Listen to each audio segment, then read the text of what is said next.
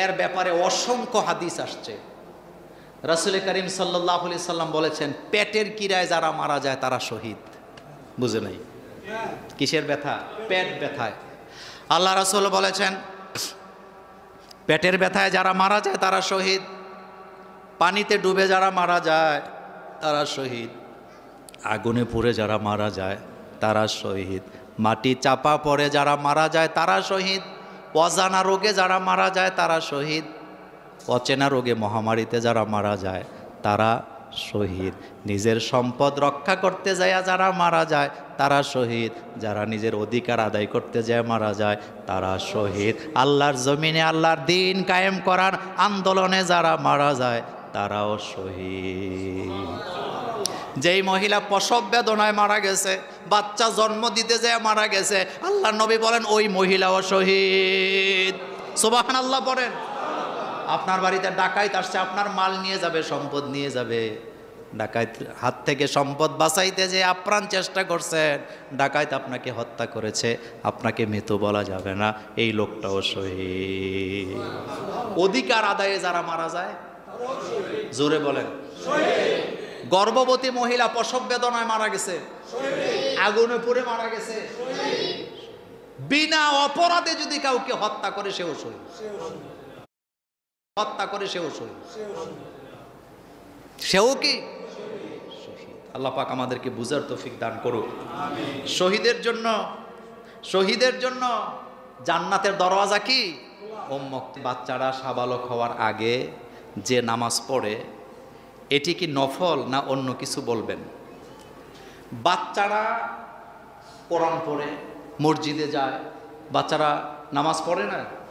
বাচ্চাদের আমলনামা খোলার আগে, আমলনামা তো আল্লাহ একটা নির্দিষ্ট বয়সে ওপেন করেন, নাকি আগে থেকে করেন?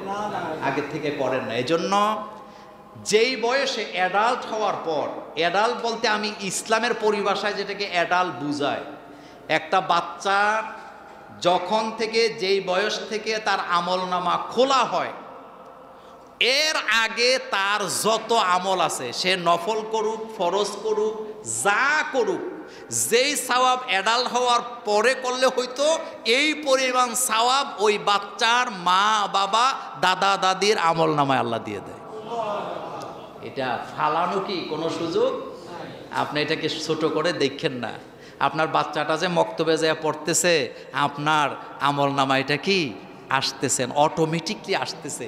এই জন্য বাচ্চাদেরকে জাগাবেন, সেহরি খাওয়াবেন, রোজা রাখাবেন, নামাজ পড়তে নিয়ে যাবেন। আপনি বাপ, আপনি হাত ধরে বাচ্চাটাকে নামাজে কি নিয়ে যাবেন, তার আমল আপনার আমল। আলহামদুলিল্লাহ, তার আমল আপনার আমল। দেখেন, নাবালক বাচ্চা যাদের মারা যায় তারা খুব কান্নাকাটি করে না? কিছু কিছু মহিলারা আসরের নামাজের পরে কিছু খায় না, কই বাচ্চার সাথে আন্নাকে দেখা হবে না। অথচ নাবালক বাচ্চা যাদের মারা গেল, আল্লাহ যাদের বাচ্চা নিয়ে গেলেন, এই বাচ্চা কিয়ামতে তাকে জান্নাতে নেওয়ার জন্য যথেষ্ট। রাসূল করিম সাল্লাল্লাহু আলাইহি সাল্লাম বলেছেন, কিয়ামতের ময়দানে নাবালক বাচ্চা যাদের মারা গেছে সবগুলা বাচ্চা আরশে আজিমের সামনে যেয়ে দাঁড়াবে দাবি নিয়ে। কি নিয়ে? আল্লাহর আরশে আজিমের সামনে যে আল্লাহকে বলবে, আল্লাহ, নাবালক অবস্থায় দুনিয়া থেকে আমি বিদায় নিয়েছি, আব্বা আম্মার চেহারা দেখে আমার তৃপ্তি হয় নাই, আব্বাকে ভালো করে দেখি নাই, আম্মাকে ভালো করে দেখি নাই। আল্লাহ, তোমার সামনে এসেছি, তুমি একটা সুযোগ দাও, আমার আব্বা আম্মাকে মাফ করে দাও, আমি যেন তাদেরকে নিয়ে জান্নাতে থাকতে পারি। যেটারে সম্পত্তি দিয়ে গেছেন, কথা বুঝে না? যেটাকে গাড়ি দিয়ে গেছেন, বাড়ি দিয়ে গেছেন, সম্পদ দিয়ে গেছেন, পাগল হইয়া নিজে না খাইয়া সিরিয়াল লুঙ্গি নিন্দে নাই? কথা বলেন না কেন? নিজে সিরিয়াল লুঙ্গি পরে যেটারে দিয়ে গেছেন, হেডা ওই যে বউ লইয়া নাতি ফতি লইয়া আমোদ করতেছে, আপনার খোঁজ নাই। কিন্তু যেটা নাবালক অবস্থায় মারা গেছে, রাসূল বলেন এই বাচ্চাগুলো আরশে আজিমের সামনে বীর করবে ততক্ষণ, আল্লাহ তার মা বাবাকে ক্ষমা করে জান্নাত দিবে না যতক্ষণ। তাহলে নাবালক বাচ্চা এটা লাভ না লস? এটা লাভ। এটা দিয়ে আমল করাবেন, নামাজ পড়াবেন, কোরআন পড়াবেন, এটা কি শিক্ষা দিবেন, তাহলে আপনার আমলনামা কি হবে? বাড়ি হবে। এই ব্যাপারে আরেকদিন আলোচনা করব। এই ব্যাপারে অনেক হাদিস আসছে।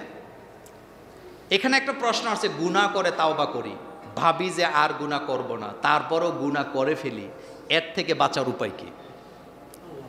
আসলে এটা হলো আমাদের একটা ফিতরত, কথা ঠিক না? একটা অপরাধ করলো,